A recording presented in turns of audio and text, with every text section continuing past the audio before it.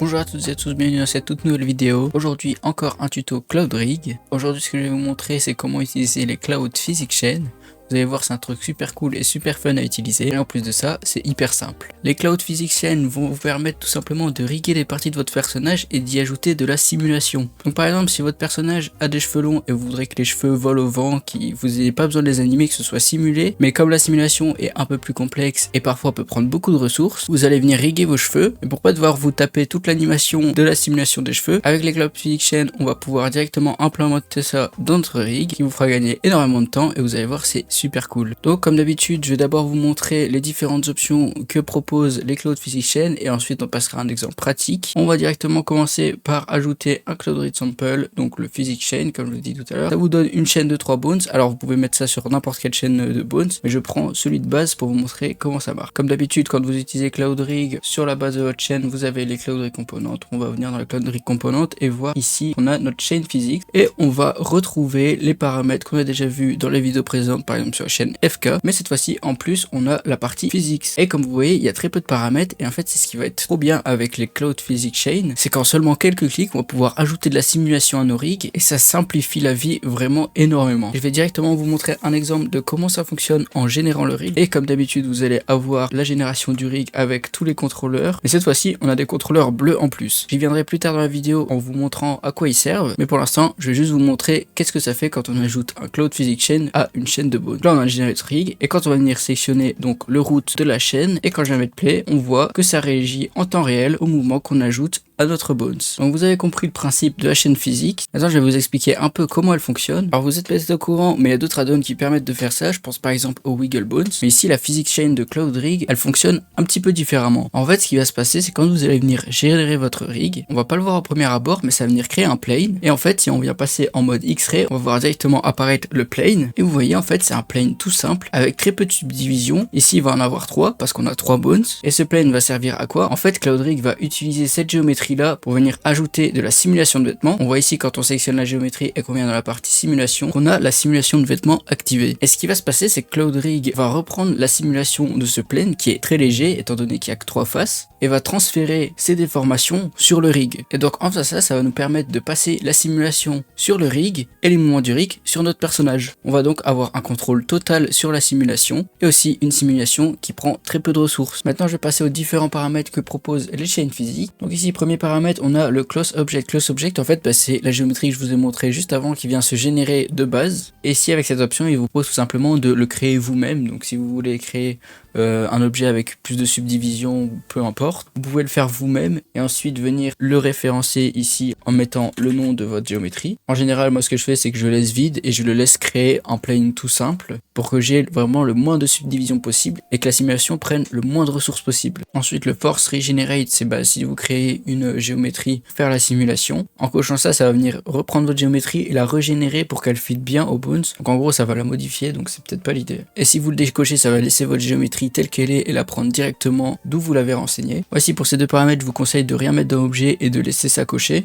Le Pin Fall Off, c'est ce qui va vous permettre de gérer la rigidité de la chaîne. Par défaut, il est sur loose, mais en fait, on a 4 presets différents disponibles. Ils vont tous réagir de manière différente. Mais au lieu d'essayer de vous expliquer un par un ce que font chacun, ce que je vais faire c'est créer 4 chaînes différentes avec chacun un des paramètres assignés. Ensuite je vais mettre en route la simulation et comme ça vous verrez directement les différences. Voilà, j'ai créé 4 différentes animations avec chacun des presets différents sur chacune des chaînes. La première j'ai mis le Pin Fall en on, le deuxième je l'ai mis en loose, le troisième en linéaire et en quatrième en stiff. Et quand je mets play, voilà les différentes réactions qu'ont les chaînes. Donc comme vous voyez en on il est complètement relâché, il n'y a aucune force qui le retient. Donc ça va être bien pour créer des parties qui pendent vraiment, qui sont retenues à rien à part le route. En loose, on voit qu'il y a quand même une rigidité à la base de la chaîne, mais qu'au plus on avance vers l'extrémité de la chaîne, au plus la chaîne perd en rigidité. En linéaire, c'est le même principe. Au plus on avance dans la chaîne, au plus les parties sont moins rigides et plus flasques, mais cette fois-ci c'est de manière linéaire et non exponentielle. Ici en loose ça marche de manière exponentielle, c'est-à-dire que la première aura une rigidité proche de 100% et la dernière une rigidité proche de 0. Donc là on voit bien, la première elle est quasiment rigide à 100% et la dernière elle est rigide à 0%. Donc ça va être pas mal quand on a surtout des longues chaînes. Là sur 3 ça fait un peu bizarre parce qu'il y a vraiment une grosse différence entre la deuxième et la dernière. En linéaire ça va être le même principe mais cette fois-ci pas de manière exponentielle.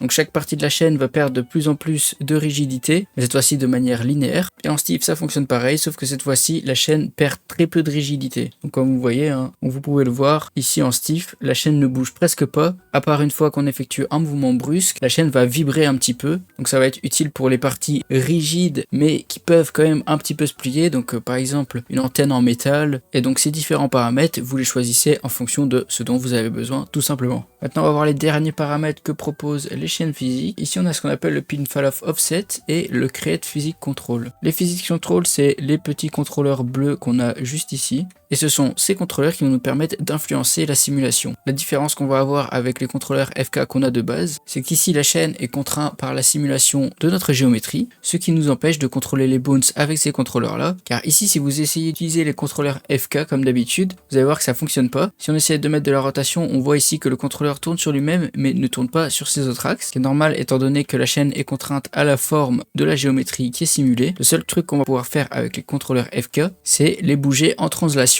Et finalement, ils fonctionneront un peu comme des stretch, ce qui vous permettra en quelque sorte d'outrepasser la simulation qui est faite de base. Donc par exemple, si votre personnage bouge et que vous voyez que la simulation se fait et qu'elle n'est pas comme vous le souhaitez, vous pouvez toujours avec ces contrôleurs venir bouger les bones pour qu'ils restent dans une certaine position, ce qui aura pour effet que quand vous viendrez bouger votre chaîne et qu'elle sera simulée, la simulation se fera toujours sur la chaîne, mais avec la déformation que vous y avez ajoutée avec les contrôleurs FK et les stretch. Alors c'est pas hyper intuitif, mais en réalité c'est assez rare qu'on ait besoin d'utiliser les contrôleurs FK et les stretch pour les physics chain. Quand on utilise une physics chain, en général plutôt ce qu'on va utiliser c'est ici les contrôleurs bleus qui sont créés exprès. Les contrôleurs bleus ici, contrairement au FK et au stretch, ils vont pas contrôler la chaîne de bones, ils vont contrôler la géométrie directement. Donc nos contrôleurs bleus vont contrôler la géométrie, et la géométrie va influencer la chaîne de bones. Et c'est ces contrôleurs qui nous permettront de réellement contrôler la simulation de notre géométrie. Donc je vous montre un exemple. Si je viens prendre un des contrôleurs bleus, que je mets play et que je le bouge en même temps que la simulation se fait, ici ça va permettre de gérer la simulation en temps réel et la simulation se transfère toujours sur le reste de la chaîne. Par exemple, on voit que ici le bout de la chaîne est en train de tomber. Si j'utilise le bout de la chaîne des contrôleurs bleus, ça va venir influencer le bout de la chaîne de la géométrie. Et c'est ça qui va vous permettre d'ajouter beaucoup plus de précision dans votre simulation et qu'elle soit moins aléatoire. On revient à nos paramètres de la chaîne de base. Donc j'étais en train d'expliquer le pin fall off offset. C'est l'influence que vont avoir les contrôleurs bleus que je vous ai montré juste avant sur la géométrie. Et si on l'augmente au maximum à 10, ils vont avoir une influence à 100%. Et quand on va les utiliser, vous voyez, ils ont une influence à 100%.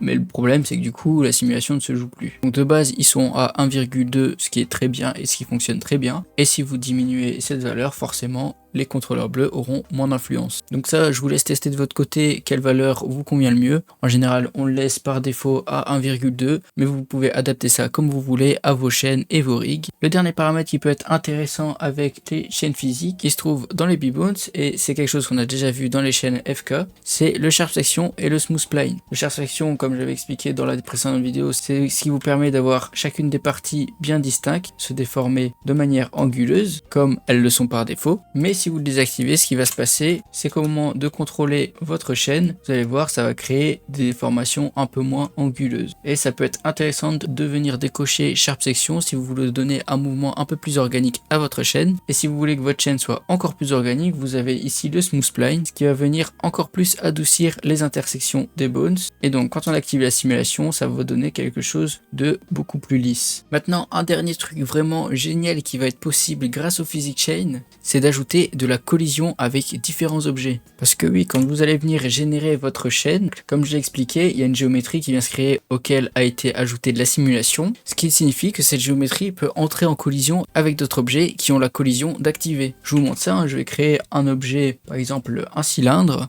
Je vais le mettre à l'horizontale. Ici avec le cylindre, je vais vous montrer comment ça fonctionnerait si vous vouliez ajouter de la collision et que votre chaîne réagisse à cette collision. Ici on a notre obstacle, on va pouvoir venir dans Physics et juste appliquer une collision dessus pour rien faire de plus. Et maintenant quand on va mettre play, pour activer la simulation et que notre chaîne va entrer en contact avec l'obstacle, vous voyez que ça réagit en temps réel et ça fonctionne super bien. Autre option qui va être utile quand vous animez et que vous utilisez les chaînes physiques, c'est qu'au début vous n'allez pas forcément avoir besoin des chaînes physiques, par exemple quand vous faites votre blocking, et du coup la simulation qui est sur votre rig peut être un peu gênante au début. Et pour ça vous pouvez tout simplement sélectionner votre géométrie sur laquelle il y a la simulation, venir ici dans l'onglet Physics et le Close, vous pouvez simplement cacher le display et ça va juste désactiver la simulation dans le viewport. Mais au moins quand vous faites votre blocking, vous ne serez pas gêné avec les simulations. Donc là si on met play, il se passe rien du tout forcément. Et dernier petit tips qui vous sera sûrement utile, mais cette fois-ci une fois que vous avez fini d'animer, c'est toujours ici dans l'onglet des simulations, vous allez pouvoir descendre et vous allez pouvoir baker votre simulation. C'est ce qui va permettre d'enregistrer votre simulation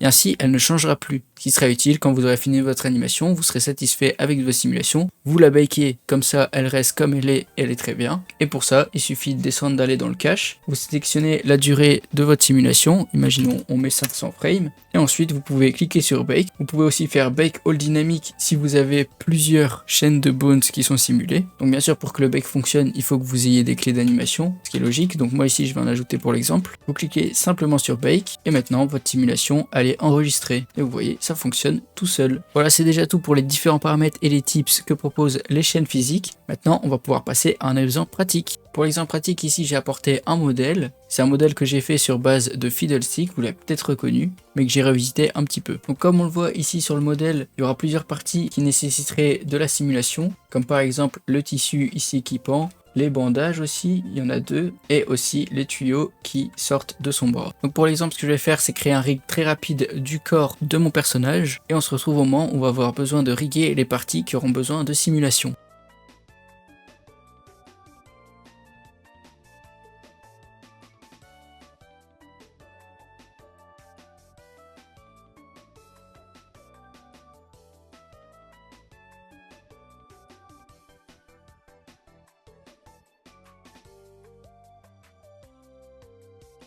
Voilà, j'ai placé les principaux bones du squelette de mon personnage. Alors j'ai fait un truc très simple et vraiment à l'arrache pour dire d'avoir un rig et pouvoir surtout se concentrer sur les physics chain. Donc ici le rig n'est pas parfait mais c'est pas grave. Imaginons ici que vous avez fini votre rig, vous voulez ajouter les parties qui auront besoin de simulation. Ce que vous allez faire c'est simplement ajouter une chaîne. Je pense que je vais commencer par le bandage de la tête, donc on va l'appeler bandage tête 1. Et on va placer nos bones comme on le ferait avec n'importe quelle partie. Je viens me mettre en volume et je place les bones le long du bandage. Donc voilà, tout simplement, ici j'en ai mis 3, je vais peut-être les subdiviser pour en avoir un peu plus, pour dire que la simulation soit un peu plus précise. Ensuite vous pouvez parenter la base de la chaîne au bone sur lequel il est censé être attaché. Donc ici le bandage est censé être attaché à la tête, donc on va parenter notre chaîne physique à la tête. Et ensuite on va pouvoir venir dans la section bones, donc Cloud Rig Component, ajouter notre chaîne physique, ajuster les paramètres en fonction de nos besoins. Donc ici moi je vais le mettre en node, et je pense que je vais aussi cocher le smooth spline, on verra bien ce que ça donne. Ensuite il y a juste à refaire la même manip pour chaque partie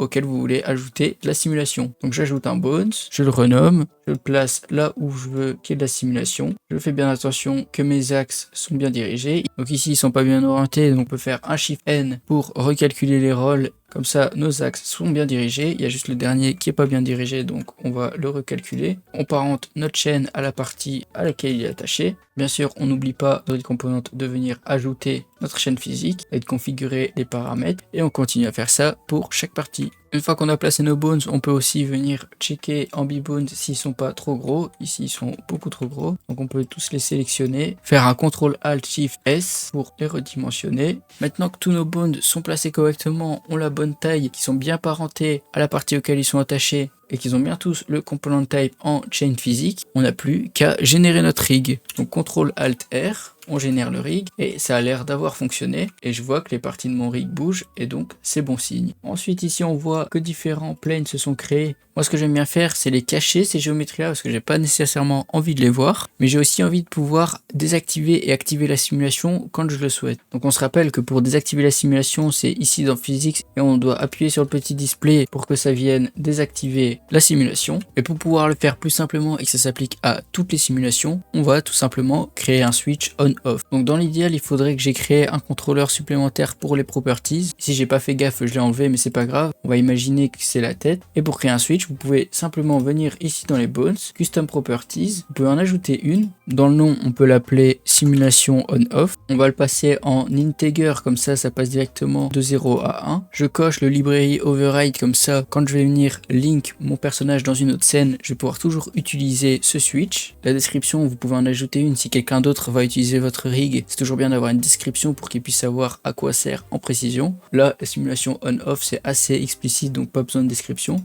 On clique sur OK et donc on va retrouver ici item dans properties notre switch. Et ce qu'on va vouloir ici, c'est de pouvoir activer et désactiver notre simulation grâce à ce switch. Donc ce qu'on va faire, c'est faire un clic droit sur cette valeur et ici copy as new driver. Donc on va créer un driver à partir de cette valeur et ensuite il faudra sélectionner nos géométries ici sur lesquelles il y a la simulation et dans le close, le display qui nous permet de désactiver la simulation dans le viewport, on va pouvoir faire un clic droit et faire un pass driver. Donc là on voit qu'elle s'est désactivée et c'est parce qu'elle est sur 0. Si on passe sur 1, il est réactivé. On va pouvoir mettre nos drivers sur tous nos PSX. Donc à chaque fois, clic droit, pass driver. Et maintenant, on peut à tout moment laisser activer notre simulation et la désactiver en repassant sur 0. Et on voit que ça fonctionne nickel. Et finalement, pour plus être embêté avec ces géométries et les cacher, on va pouvoir les sélectionner. Donc je vous rappelle, elle est bien dans le rig.